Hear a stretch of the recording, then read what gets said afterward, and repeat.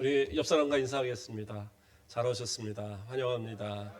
예, 사랑합니다. 예, 사랑합니다. 예. 그래요. 이제 봄이 점점 가까우는 게 느껴지는 것 같아요. 예, 매화꽃들은 벌써 다 폈고 목련 봉우리도 이제 곧 피려고 준비를 하더라고요. 여기 동천에 벚꽃만 피면 이제 봄이 되는 건데 불과 이제 얼마 안 남은 것 같아요.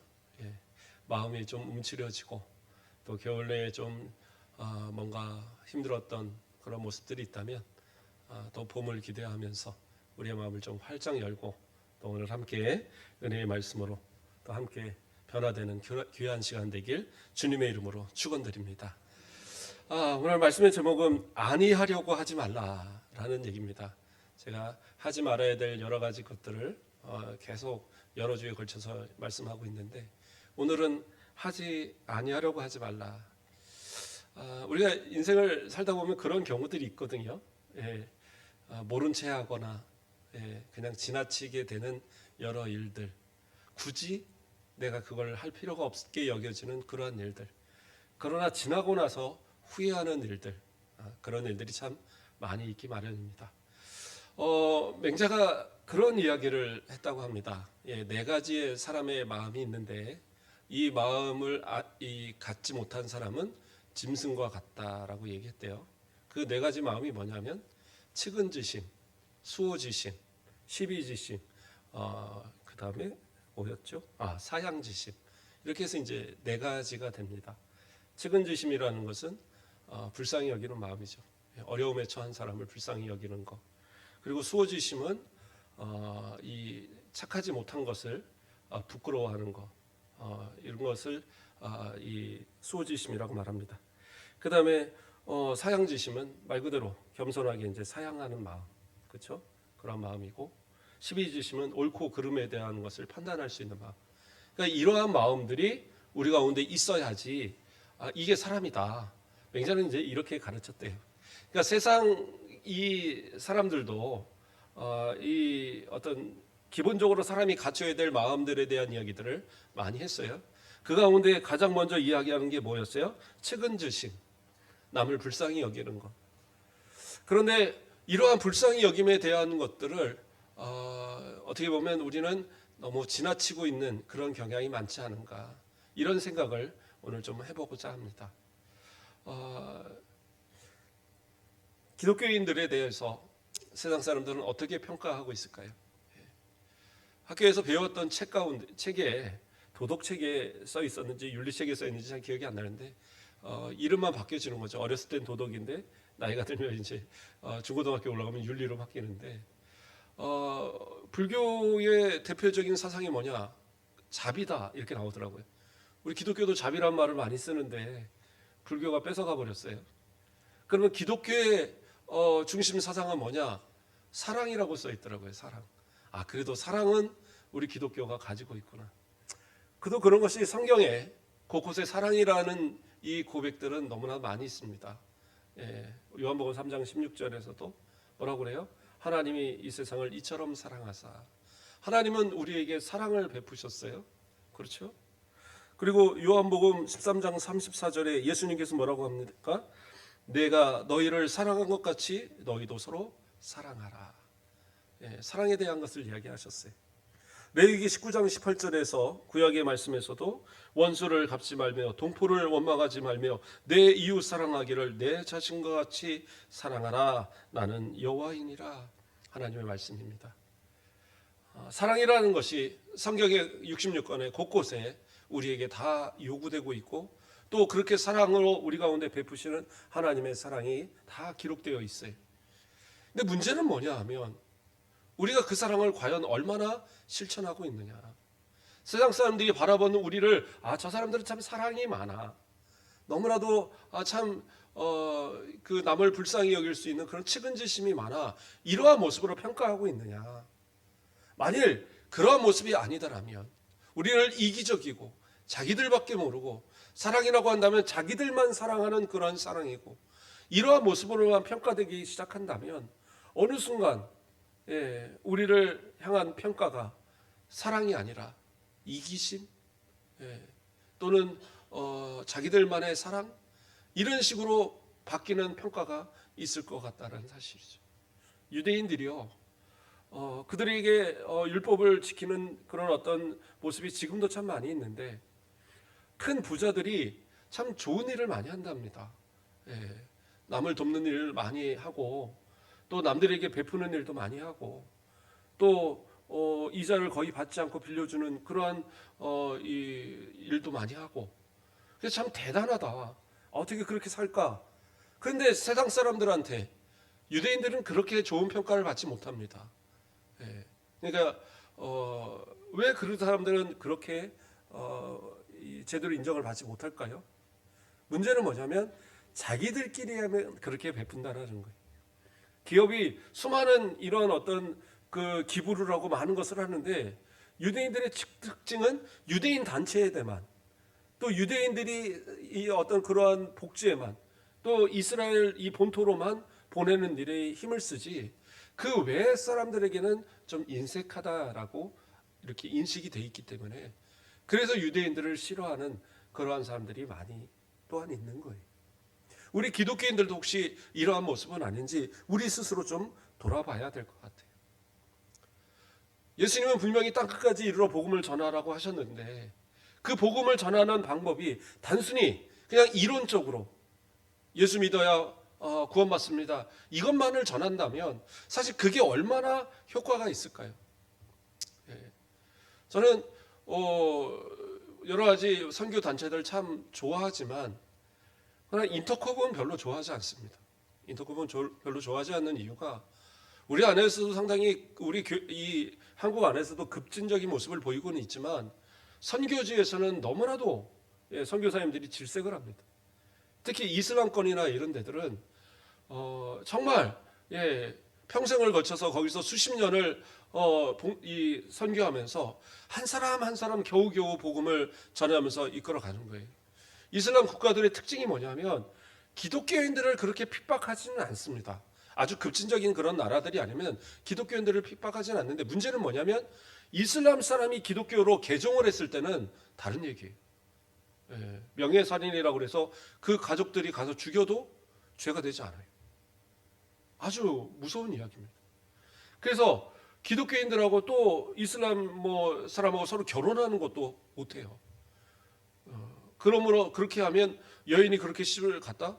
그러면 그 가족들이 잡아다가 가다 불태워 죽여도 죄가 되지 않아요. 혹시 죄가 된다도 그냥 몇 개월 살고 나오는 정도?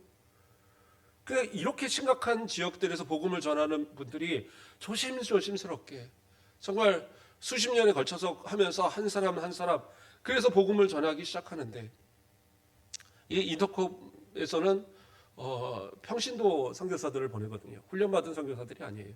자기들이 훈련을 시켜서 보내는데 가서 그냥 이슬람 사원 같은 데 가서 예수 믿으세요 하고 있는 거예요.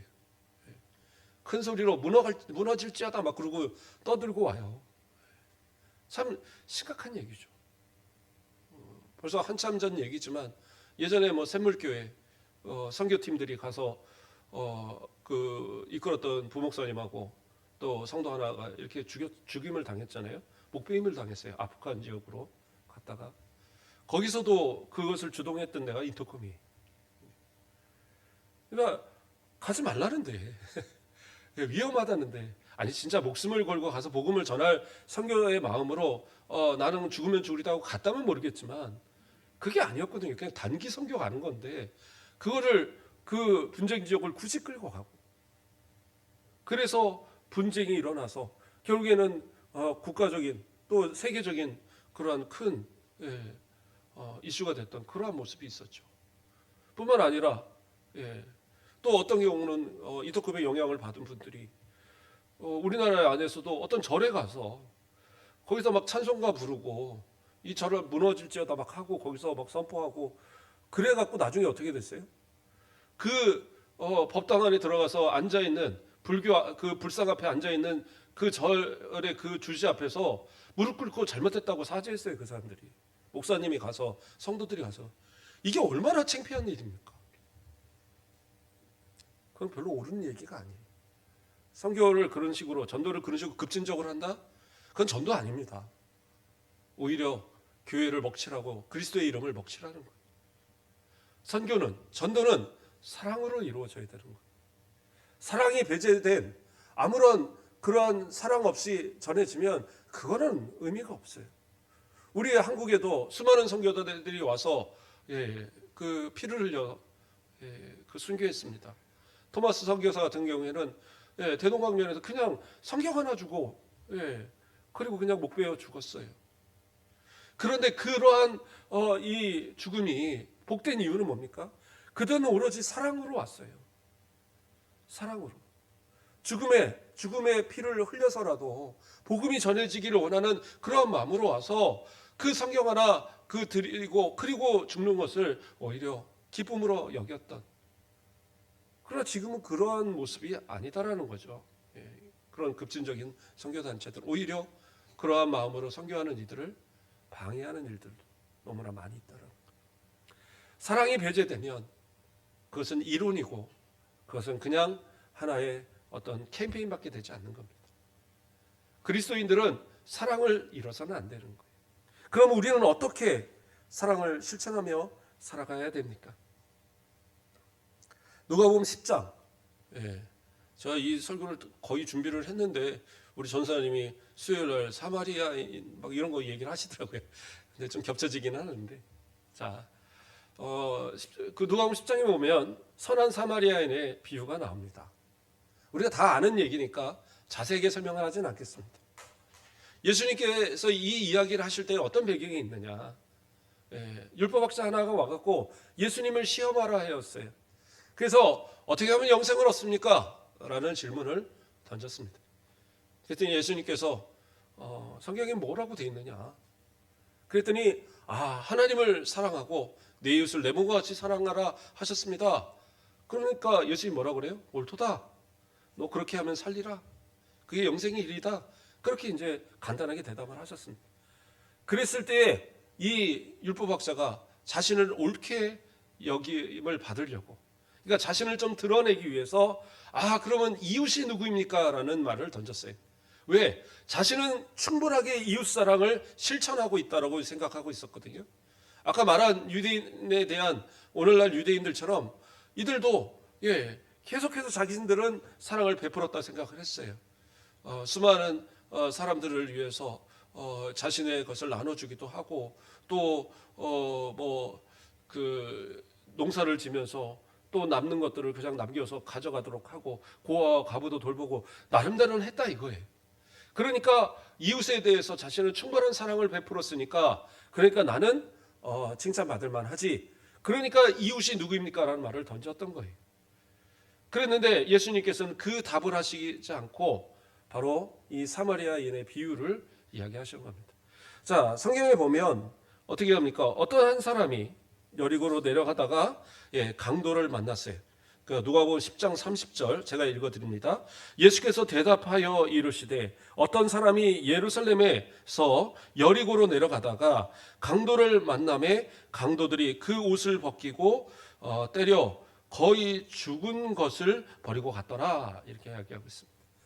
자, 이 예루살렘에서 여리고로 내려간다. 여리고는 예루살렘보다 이제 좀 북쪽에 있습니다. 그리고 예루살렘은 상당히 높은 지역이죠. 우리가 보통 사람이 살기 참 좋은 곳이 700고지라고 하잖아요. 해발 700m.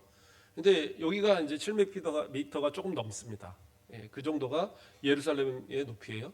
근데 반면에 여리고는 지면보다 낮습니다.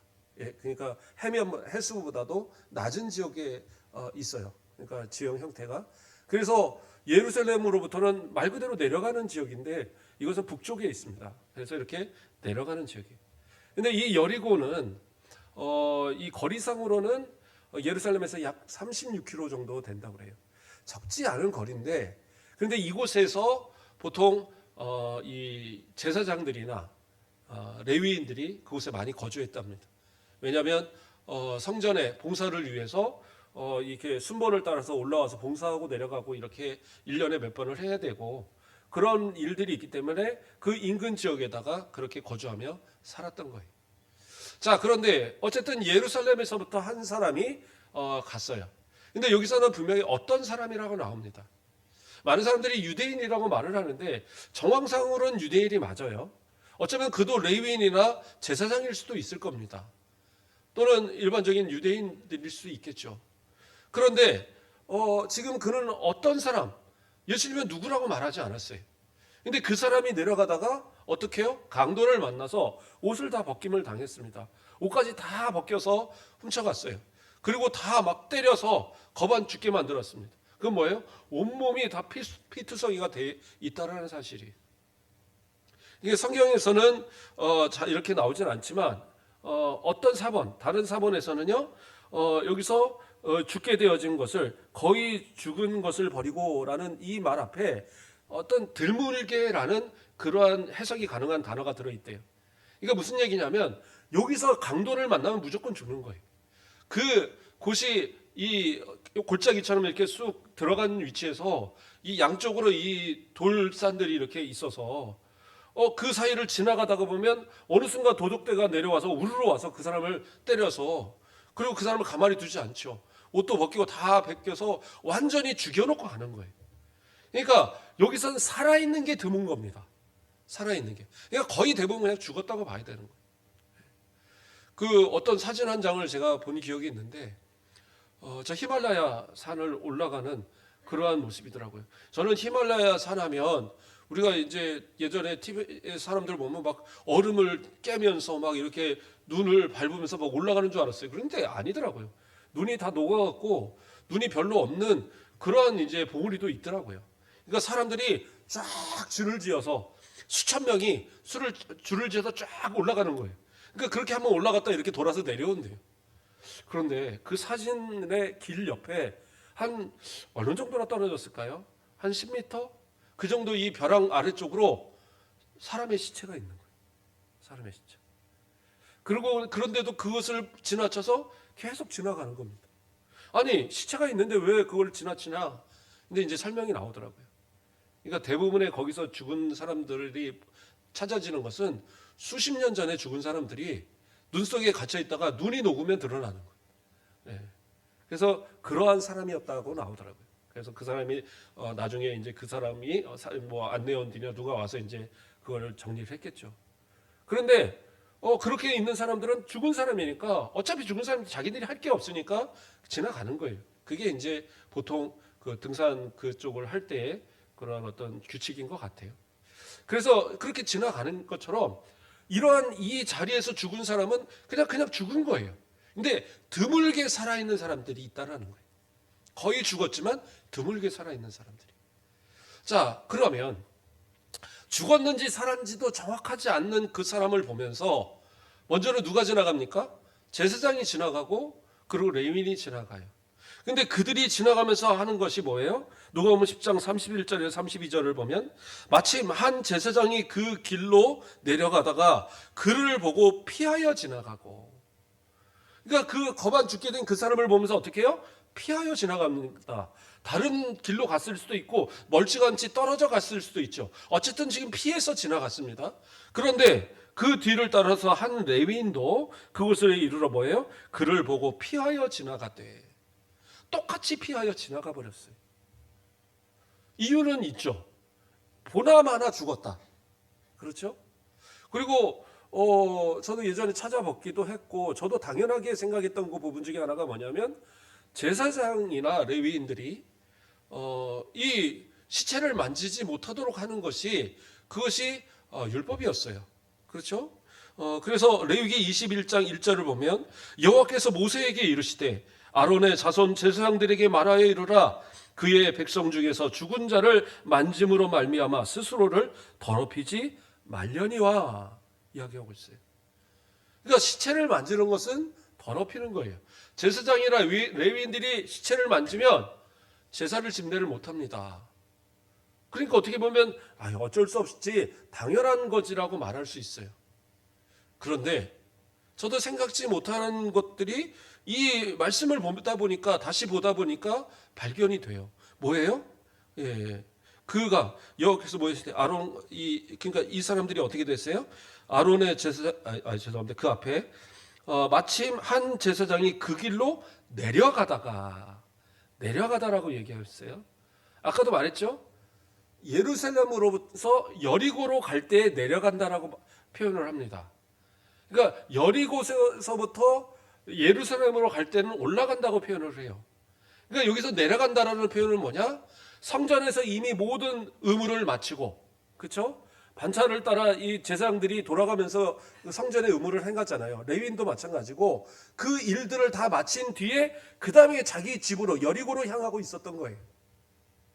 그러면 시체를 만져서 부정하게 됐다고 그래서 그러면 종신토고 앞으로 성전의 봉사를 제사회를 할 수 없느냐?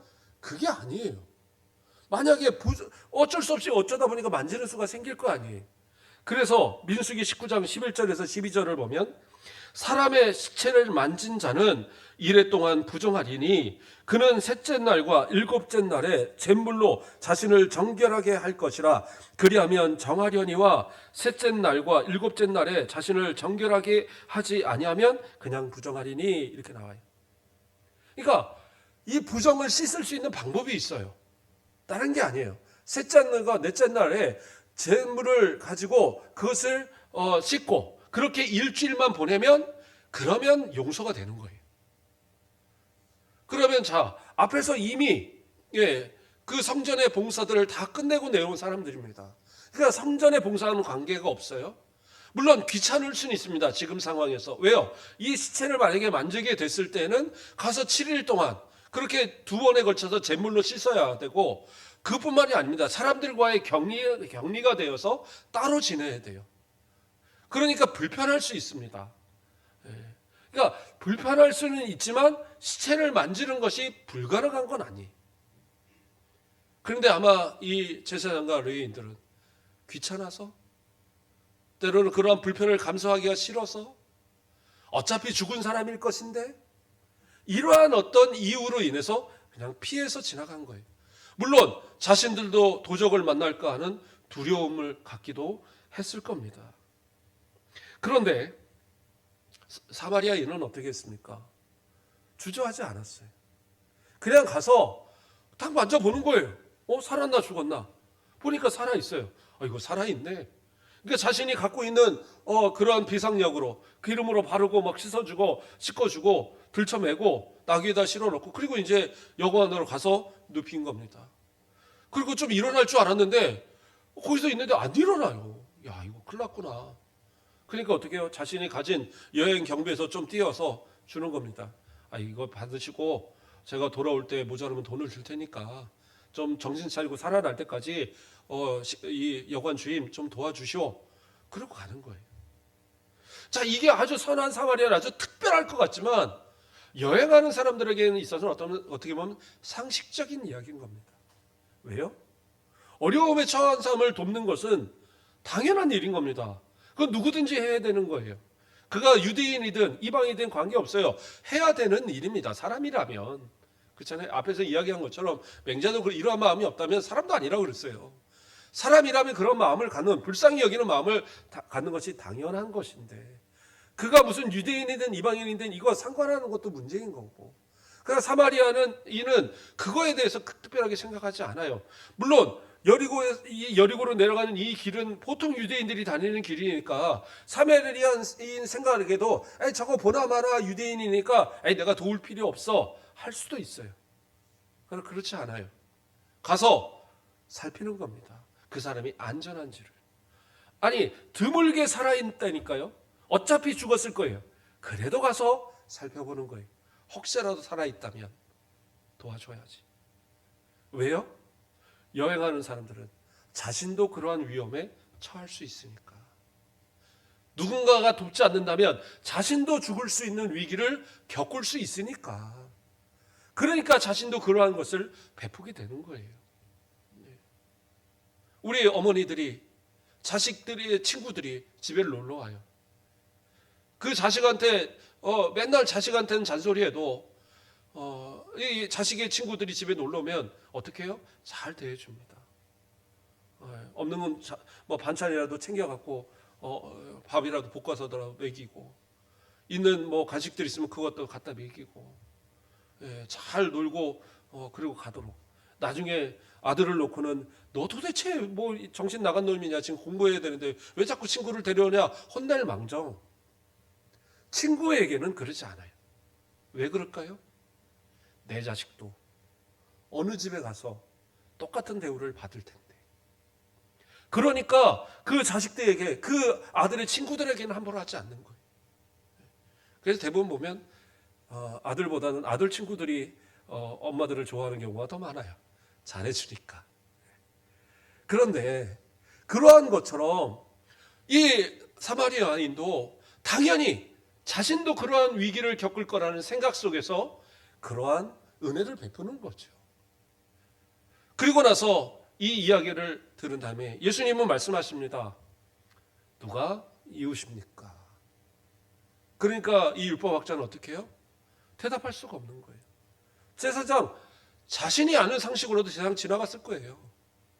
레위인? 아니, 자신이 아는 상식에서 레위인도 지나갔을 거라니까요. 시체를 만지지 않기 위해서. 근데 사마리아인이 그 누워있는 그 사람을 위해서 헌신을 했어요. 그런데 자신의 생각에서 이방인이 이웃입니다라고 말할 줄 못하는 거예요. 차마 이 입술에서 나오지를 못하니까 자비를 베푼이니다라고 대답하는 겁니다. 오늘 말씀에서 뭐라고 얘기합니까? 너는 사막으로 끌려가는 자를 건져주며 살육을 당하게 된 자를 구원하지 아니하려고 하지 마라. 아니하라고 하지 말라는 건 뭐예요? 핑계대지 말라는 거예요. 어떠한 이유로서도 핑계대지 마세요. 어려움에 처한 사람이 있으면 돌볼 수 있어야 되는 겁니다. 귀찮을 수 있죠. 그 사람 도우려면 내가 시간도 들어야 되고 또 물질도 들어야 되고 그런다고 좋은 소리 한번 듣지도 못하는데 이제 그만할랍니다. 자꾸 도와야 돼요. 아니요. 그래도 그 사람이 힘들어하고 또 어려워하면 도와줄 수 있어야 돼요.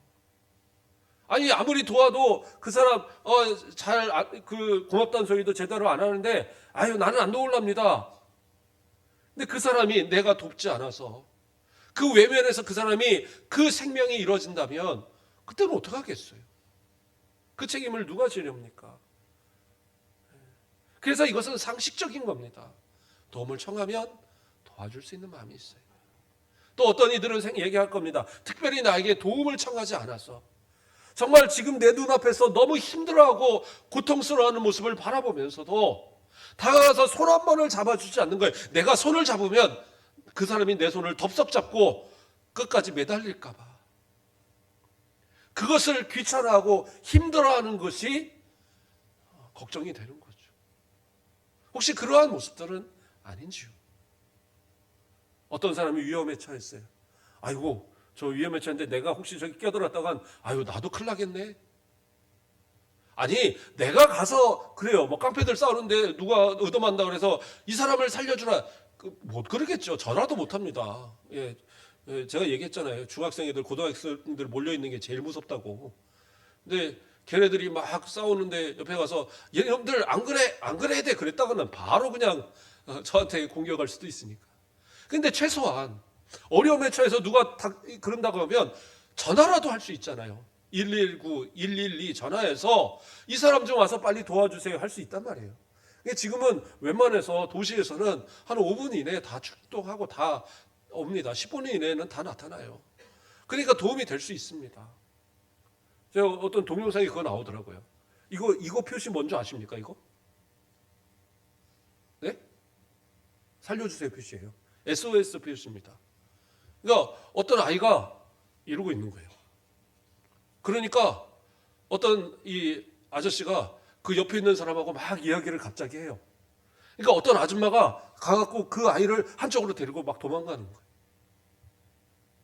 이게 도와달라는 거예요. 그러니까 어떤 아이가 막 겁에 질려갖고 나 좀 도와주세요 하고 있는데 내가 도와주지 않으면 어떻게 해요? 그 아이는 어떻게 위험에 빠질지도 모르는 거예요. 누군가 내게 도움을 청한다면 지혜를 발휘하고 안 되면 신고를 해서라도 그 위기에 도움을 줘야 돼요. 근데 거기서 내가 뭐를 청한다? 그걸 외면한다? 귀찮아서 내게 불이익이 올까봐? 위험이 올까봐? 그러면 어떻게 돼요? 그 사람은 위기에 빠질 수 있고 잘못하면 생명을 잃을 수도 있는 거예요. 그런데 그 상황에 만약에 내가 있다고 생각을 해보세요. 내가 손을 들어서 계속 도와주세요, 도와주세요가 있는데 제가 손을 왜 이렇게 껌뻑거리는 거야, 저거. 그러면서 아이고 귀찮은데 자꾸 에이 몰라. 그러고 가버리는 거예요. 그거 별로 옳은 거 아니라는 거예요. 이제 알으셨죠? 너가 이렇게 하면 어떻게 해요? 도와줘야 됩니다. 도와달라는 뜻이에요. 하나님의 사람들은 더더욱 그래야죠. 예수 믿는 사람, 예수님의 한없는 사랑을 받았으면 우린 그렇게 되는 거예요. 목사님, 그런데 왼수가 내 정말 싫어하는 사람이 어려움에 처했으면 도와줘야 됩니까? 어떻게 하겠어요? 도와줘야 됩니까? 말아야 됩니까? 도와줘야죠. 예수님 원수도 사랑하라고 했잖아요. 비록 잡아다가 너 잘못했으니까 너 감옥 가라고 보낼 망정 죽음의 위기에 있고 지금 어려워하는 사람이 있으면 도와줘야 되는 거예요. 열심히 빚 받으러 내가 오늘은 진짜 빚 받아갖고 내가 저 사람 안 내는 다리를 몽둥이를 부러뜨려야지 하고 막 열심히 도망간 집을 찾아갔어요. 그런데 갔더니 애들이 막 울고 있고 배고파 하고 있고, 예. 그 엄마는 막 머리가 아파 막 메고 이렇게 누워 있고, 아빠는 집에서도 도망가고 어디 사라져 있고. 그러면 그 모습을 보면서 여러분 어떻게 하실랍니까? 내가 뭔가를 바뀌어, 야 여기 와서 이거 남들이 뺏어가기 전에 여기 뭐 냉장고, 세탁기 여기 이 밥그릇 다 훔쳐가야지. 그리고 다 갖고 가야지. 그러실랍니까? 못 그러겠죠. 사람이라면. 아무리 내가 나중에 아빠를 잡아다가 감옥을 넣는 한이 있어도 지금은 어떻게 해요? 배고픈 아이들을 위해서, 누워있는 그 여인을 위해서 쌀 한 마리라도 사다 줄 수 있는 그러한 모습이 그리스도인들의 모습이어야 된다는 얘기예요. 이것이 사람의 어떻게 보면 기본적인 양심이고 측은지심의 마음 아닙니까? 이것도 지키지 못한다고 한다면 그것은 올바른 성도의 모습이 아니다라는 거죠. 그래서 그 다음 12절에서 뭐라고 그래요? 내가 말하기를 나는 그것을 알지 못하였노라. 이게 뭐예요? 진짜 몰랐다는 얘기가 아니죠. 몰랐다고 핑계대는 겁니다. 아이 그 사람이 죽을지 안 죽을지 내가 어떻게 알아? 아이 그 사람이 어려운지 안 좋은지 내가 어떻게 알아? 아이 어디다가 다 숨겨놓고 아이 그 사람 그냥 어려운 척 하는 거야. 뭐 그럴 수도 있겠죠. 그러나 지금 내 눈앞에 보이는 그 사람을 외면하는 것은 뭐예요? 하나님이 그걸 지켜보고 계신다라는 거예요. 나는 그것을 알지 못하였어요. 그런데 뭐예요? 마음을 저울질 하시는 이가 어찌 통찰하지 못하겠으며. 내 입술로는 나는 몰랐다고 말하는데 내가 내 마음에서 그 사람을 외면하고 있었다는 사실을 왜 하나님 모르시겠냐라는 거예요. 이 마음을 다 만드시는 하나님이시고 다 살펴보시는 하나님이신데 왜 모르시겠어요? 다 아시고 계신다라는 거죠. 내 영혼을 지키시는 이가 어찌 알지 못하겠느냐. 내 영혼의 사울고 죽음을 주관하시는 그 하나님께서 왜 모르시겠냐는 거예요. 다 아시지. 우리가 벌써 해도 이 아해가 무엇을 뜻하는 건지, 해도 어가 무엇을 뜻하는지 우리 하나님 다 아시는데, 우리 성도들이 기도할 때에 때로는 너무 힘들어서 컥컥대면서 아버지만 부르다가 1시간 2시간 막 기도할 때도 있잖아요. 그러한 기도도 하나님은 다 아신단 말이에요. 그 마음이 무엇을 구하는지, 어떤 것이 어려운지, 무엇이 힘든지를 다 아시는데, 그런데 그것을 외면하는 그 마음을 왜 하나님이 모르시겠냐는 거예요. 거짓말하지 말라는 거예요. 하나님 앞에 좀 정직하게 신앙생활 하십시오. 정직하게 믿음생활 하십시오. 사랑하는 것 쉬운 거 아닙니다. 그 사람이 어떠한 상태, 어떠한 사람이냐, 나하고 어떤 관계냐, 그거 중요하지 않아요. 지금 어려움에 처했으면 그것만 바라보십시오. 그것을 외면해서 안 됩니다. 우리의 또 사람들의 특징 중에 하나가 뭐예요? 육신적으로 드러나는 건 그래도 좀 도와요. 그래도 와서 도와도 배고파라고 하면 그래도 먹을 거 하나 정도는 대접할 정도는 그래도 우리의 모습이 있는데, 겉으로 드러나지 않는 것에 있어서는 또 대단히 좀 뭐라고 그럴까요? 매몰찬 부분들이 있어요. 누군가가 나 죽을 것 같아. 그럼 뭐라고 그래요? 나가 뒤져 그래요. 난 죽을 것 같았는데 나가 뒤져 그럽니다. 왜 그러냐고 그랬더니 죽으라면 못 죽는데요. 안 그렇습니다. 죽으라면 죽어요. 큰일 나는 얘기입니다. 누군가가 내게 그러한 말을 던질 때는 뭐냐? 진짜 죽을 것 같다라는 거예요. 그런 사람들에 있어서는요, 정말로 감싸 주셔야 돼요. 따뜻하게 말해 주셔야 되고, 손잡아 주셔야 되고, 배고프다 그러면 막 배가 터질 정도로 먹여버리세요. 그러면 죽을 생각이 안 듭니다. 대부분 왜냐하면 그런 마음 갖는 사람들이 잘 못 먹어요. 저도 예전에 친구가 와서 죽을 거야. 그래서 왜 죽을 거야? 그랬더니 뭐 힘들어서 그렇대요. 어떻게 죽을 거야? 굶어 죽을 거야? 그랬더니 얼마나 굶었냐? 그랬더니 2끼 굶었대요. 그래갖고 집에 있는 거 왕창 먹였더니 배불러갖고 아이고 배불러서 죽겠다 그러더라고요. 어쨌든 외면하고 모른 척하다 보면 그 영혼의 그 고통스러운 그 모습을 외면하다면 실제로 현대에 있어서는 그렇게 힘들어하고 죽어가는 사람들이 많이 있다라는 거예요. 죽는 사람들이요 그냥 죽지 않습니다. 주변에서 사인을 보내요. 나 좀 도와달라고, 나 좀 힘들다고. 그럼 이렇게 뭐 힘들어 도와줘 이렇게 말하지 않죠. 뭐 죽고 싶다, 죽을 것 같다, 힘들다 이런 얘기를 던지는데 어떤 사람들에게 하느냐? 들어주는 사람들한테 항상 얘기를 들어주는 사람. 그러니까 그 듣는 사람의 입장에서는 짜증나죠. 귀찮죠. 그러다 보니까 나도 모르게 나가 뒤져 하는 거예요. 그런데 그거 어떻게 해요? 나중에 후회합니다. 그러지 마세요. 감싸주시고 안아주시고 도와주시고 위로해 주시고 그럼으로써 그리스도의 사랑을 실천하는 겁니다. 아니하려고 하지 말고 어떠한 핑계를 대지 말고 하려고 노력하세요. 사랑해 주시고 용서하시고 원수라도 그 원수의 어려움을 돌볼 수 있는 것이 그리스도인들의 모습이에요. 남에게 대접을 받고자 하는 자는 너희도 남을 대접하라. 대접받고 싶은 대로 나도 어려움에 처했을 때 똑같은 상황이 될 거라는 걸 생각하시고 어떻게 했든 간에 하나님 앞에 그러한 그리스도인다운 모습을 사람들 앞에서 증거하고 드러낼 수 있는 우리의 모습들. 힘든 일입니다. 어렵지 않아요. 어려운 일입니다. 그러나 뭐예요? 꽃이 피기 위해서는 추운 겨울을 견뎌야지. 매화도 피고 목련도 피고 벚꽃도 피는 거예요. 주님께서 우리에게 주신 이 사랑, 그 크신 은혜로 말미암아 세상을 사랑으로 변화시켜가는, 사랑으로 전도하고 선교하는, 사랑으로 수많은 영혼을 살리는 저와 여러분 되길 주님의 이름으로 축원드립니다. 사랑의 하나님 감사를 드립니다. 오늘도 하나님께서 우리를 사랑하여 주시고 날마다 하나님의 은혜 가운데에 살아갈 수 있도록 복을 도와주심을 감사를 드립니다.